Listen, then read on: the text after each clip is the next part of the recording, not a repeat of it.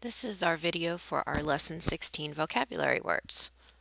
Our first word is lax. Here is the sentence. Lax efforts produce unwelcome results. We see lax as an adjective. It's modifying efforts, which is a noun. This is also cause and effect context clue strategy because if you put out lax efforts, the result is unwelcome results. Lax means careless or negligent.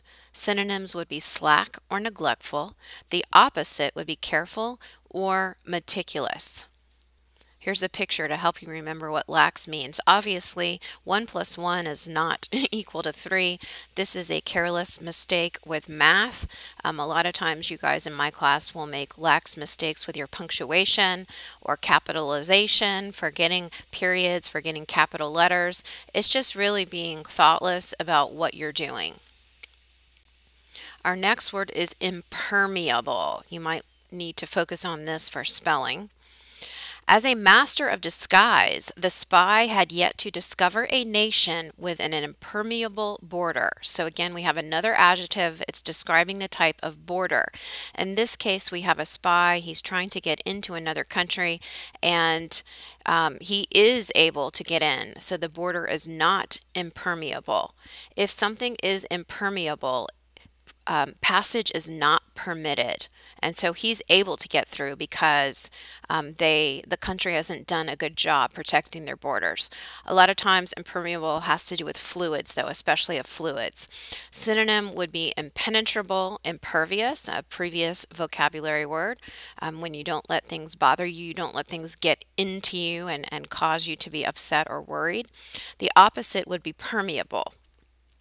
So I put a picture of hunter rain boots on here because they are supposed to protect your feet from water.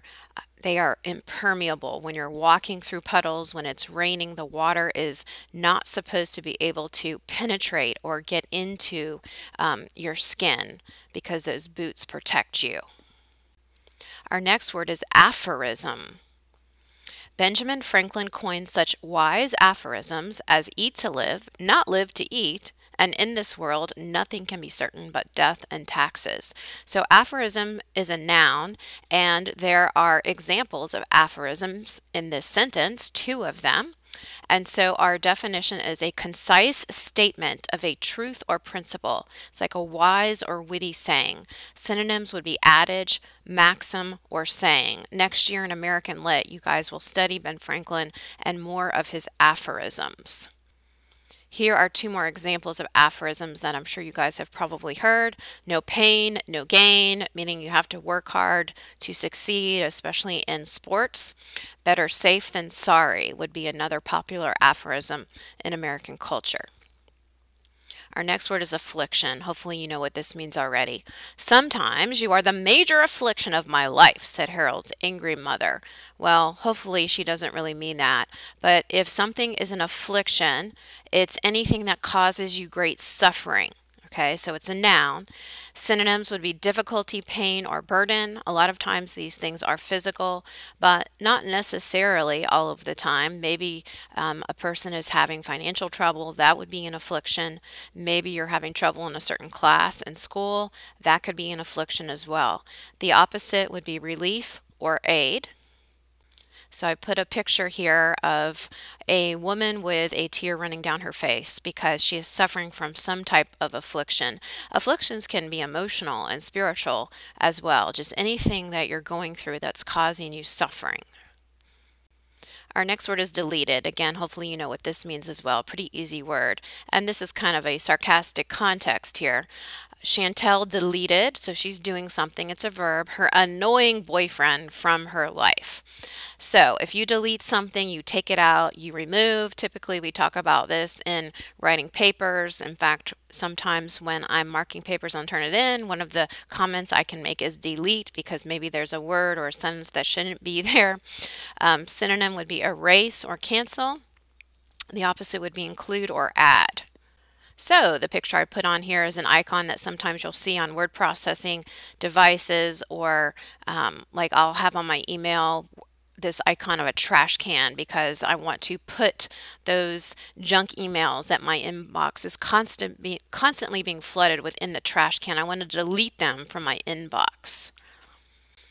Next is obeisance. Now, this is probably a word that you haven't heard before, and make sure you get the pronunciation right. It is obeisance. It sounds like a long A, even though there's an E there for that third letter. It's a noun, and here's a sentence to illustrate it. Rendering obeisance to the emperor.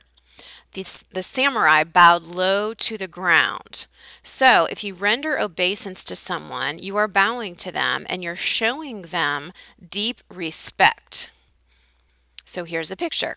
We have probably a karate student bowing to his sensei. I think of Napoleon Dynamite, and I tried to put a picture here of Napoleon bowing to his sensei, or actually it was Kip, but I couldn't get it to copy right. All right, our next word is palpable. When the judge entered the courtroom, an almost palpable sense, so it's an adjective describing sense, of expectation swept through the spectators, probably when the judge is about to give the verdict. And so everybody's sitting in the courtroom, and there's this sense of anticipation. Is the person who's being tried, are they going to be acquitted?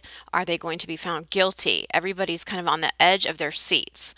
So it's kind of this obvious feeling that you get, capable of being touched or felt, evident or conspicuous. The opposite would be obscure or unclear. The picture I put here is of our football team. This is from one of the games this fall as they were getting ready to play at our home stadium. They're running onto the field, and I just think about how we all had this palpable sense of excitement as the football team continued to, first of all, beat Christ Church and then go into the playoffs, and they kept winning all of their playoff games, and everybody was all excited because we just felt like, yes, we're going to make it to state, and then we did, and then we won. So it was just this palpable feeling. You could feel the excitement in the air at each football game, and just everybody just celebrating all of the victories. Our next word is mendicant. This is a noun, and so I took something that should be familiar to you from the Odyssey. When Odysseus returns to Ithaca, he comes in disguise as a mendicant. So it's a noun. Think about how he was coming in disguise as a beggar, and that's what a mendicant is. It's just another word for a beggar.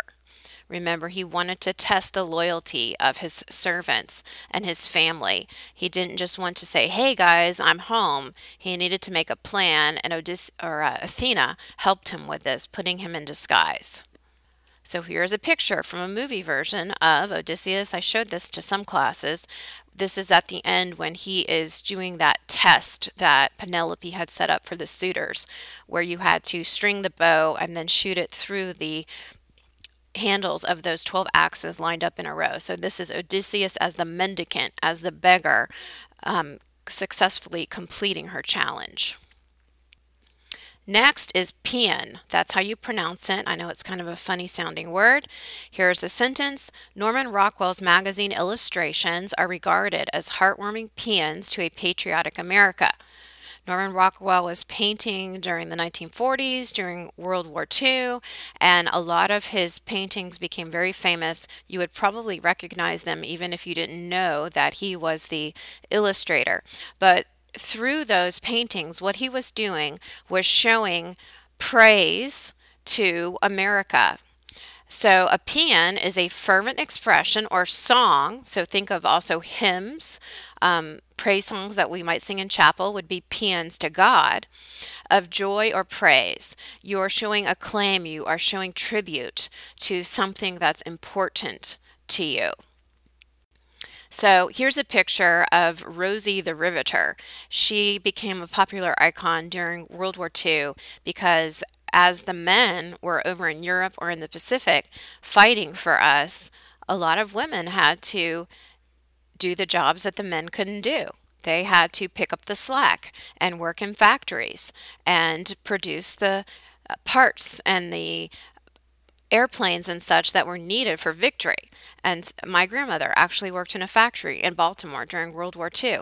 So this is kind of a paean to Rosie the Riveter, to the women who helped out our country, did their part of helping America become victorious in World War II. Next is daub. This is a verb. There's a vast difference between a master painter and someone who only daubs a canvas. Okay, so opposite context clue. If you daub something, you are not good at painting, and that would be me. To paint coarsely or unskillfully, to smear, think of those finger paintings that you might have done when you were a child. And here's a picture of paint just daubed onto a piece of paper. There's no picture, there's no form, it doesn't take any skill to daub paint onto a canvas. Next is oscillate. Marilyn was fond of asking embarrassing questions and watching how her friends' answers oscillated back and forth. So back and forth is your clue there as to what oscillate means. If something is oscillating, it's swinging or moving back and forth like a pendulum.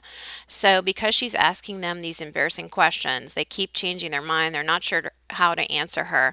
A lot of times politicians are nailed to the wall in their campaigns because they have oscillated on their positions. For example, like the war in Iraq, sometimes politicians are attacked by the media or constituents because in one decision they say, yes, we wanted the war to take place, and then they backtrack and say, no, we weren't really for the war. So they keep changing their mind. So synonyms would be vacillate, fluctuate, alternate.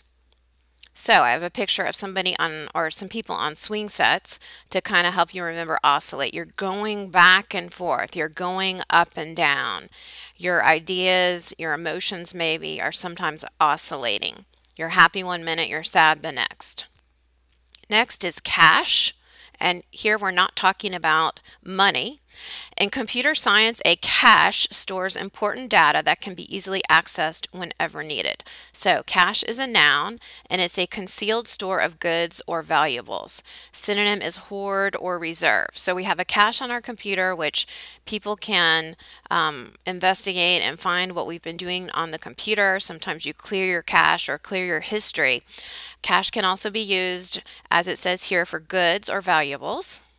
So the picture I put here, it's not real clear, but it's a kind of a pantry with all kinds of food stocked up. I actually took this from Doomsday Preppers. I'm not sure if that show is still on, but it's people who are worried that the world is coming to an end, and so they store up all kinds of food. They store up all kinds of weapons and ammunition. They have a cache of weapons hidden so that if something happens, that they and their families are prepared.